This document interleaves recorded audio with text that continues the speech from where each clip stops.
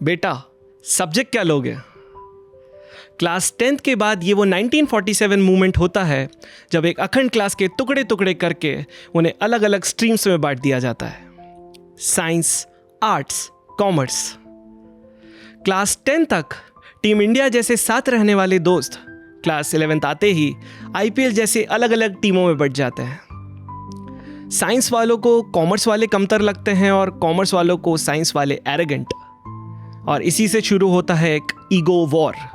तो दोस्ती की तो बात ही छोड़ दीजिए। अब भला एक आईआईटी एस्पिरेंट और एक बीकॉम एस्पिरेंट की क्या बराबरी? और हमें तो बचपन से ही सिखाया जाता है ना, दोस्ती करो तो बराबरी वालों से ही करो।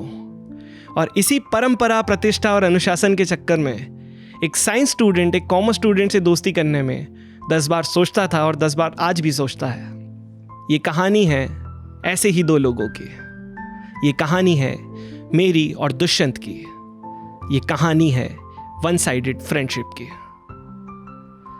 मैं था एक आईआईटी एस्पिरेंट और दुष्यंत की इच्छा थी बीकॉम करने की। तो लगा कि यार बराबरी वाली फीलिंग नहीं है। आईआईटी निकलता या ना निकलता, बट उसकी प्रिपरेशन में मैं खुद को एक आईआईटीएन जरूर मानने लग गया था।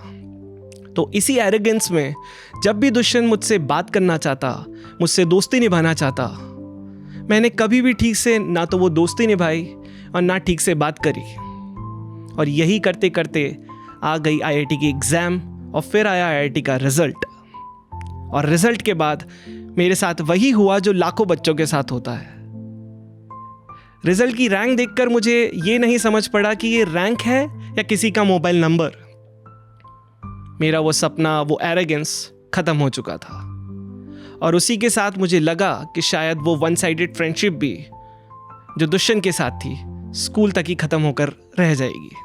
Cut to 6 years later, college के दौरान मुझे लिखने का शौक़ होने लगा, तो सोचा राइटिंग में अपना करियर बनाकर देखते हैं। और इसी कोशिश में मैं जा पहुंचा इंडिया की सबसे बड़ी कंटेंट मार्केटिंग कंपनी के पास।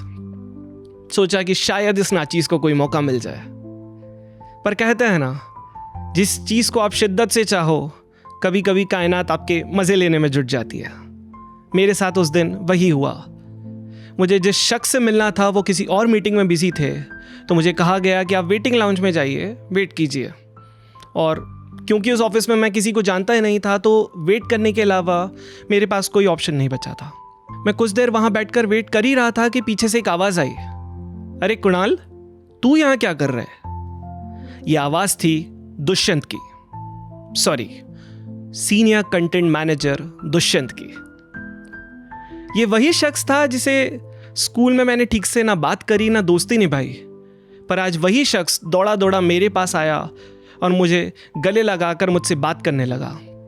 वो फिर ऑफिस में मुझे ले गया, सबसे मेरी राइटिंग की तारीफ करी, मुझे सबसे मिलवाया, सबके साथ लंच करवाया, और एक अनजान सा ऑफिस कुछ ही पलों में अपना सा लगने लगा।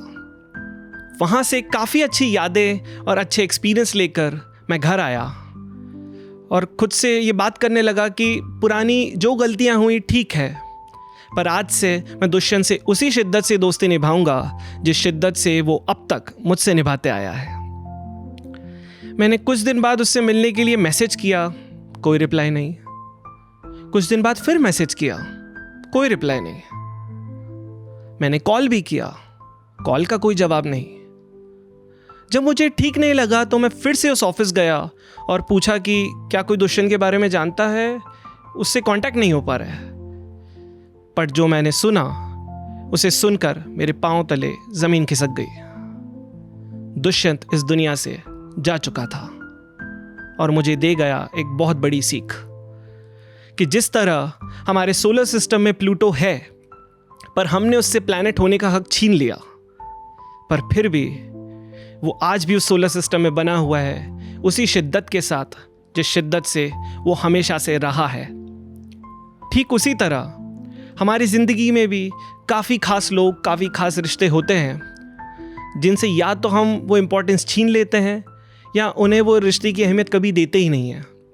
तो बेहतर यही होगा कि वक्त रहते हम उसी शिद्दत से वो रिश्ते को निभा लें, क्योंकि छोड़ जाते हैं अपने बिन बताए बिन खता, जाने कौन सी मुलाकात आखिरी हो, क्या पता। इसलिए अगर कोई है जिनसे आज तक आपने ठीक से बात नहीं करी, ठीक से दोस्ती नहीं निभाई, ठीक से रिश्ते नहीं निभाए, वक्त है उन्हें संभाल लो और उन रिश्तों को निभा लो। क्योंकि कुछ लम्हे जिंदगी में ना चाहते हुए देखोगे, एक दिन किसी दिले अजीज को दुनिया से जाते हुए देखोगे।